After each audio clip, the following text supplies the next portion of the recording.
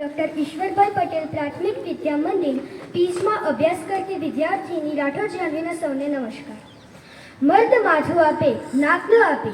હા, આજે મારી વાત કરવી છે આ વાક્યને જીવનમાં ઉતારનાર મહાપુરુષ સરદાર વલ્લભભાઈ પટેલની 150મી જન્મ જયંતિના ભાગરૂપે એકતા યાત્રાનું ભવ્ય આયોજન કરવામાં આવ્યું હતું. તો તેવી તે કઈ વિશેષતા કે ગુણો હતા વલ્લભભાઈ ઝવેરભાઈ પટેલમાં કે આજે સમગ્ર દેશ તેમને 150 વર્ષ બાદ પણ યાદ કરે છે. તો ચાલો આજે હું તમને એ ગુણોનો પરિચય કરાવું. તેમનો પહેલો ગુણ નિડરતા.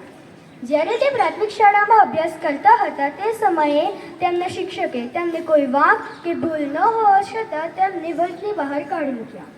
તેથી તેમની સાથે આખો વર્ગ બહાર નીકળી ગયો. ધીમે ધીમે આખી શાળાના બાળકો મેદાનમાં ભેગા થઈ ગયા. જ્યાં સુધી વલ્લભભાઈની માફી ન મંગાય ત્યાં સુધી બધા જ બાળકોએ શિક્ષણનો બહિષ્કાર કર્યો. તો આવી હતી તેમની નાનપણમાં પણ પોતાની સાચી વાત રજૂ કરવાની નિડરતા. તેમનો બીજો ગુણ સખત મહેનતુ.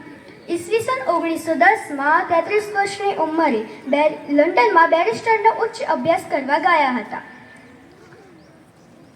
પોતાની પાસે ખિસ્સા ખર્ચના રૂપિયા ઓછા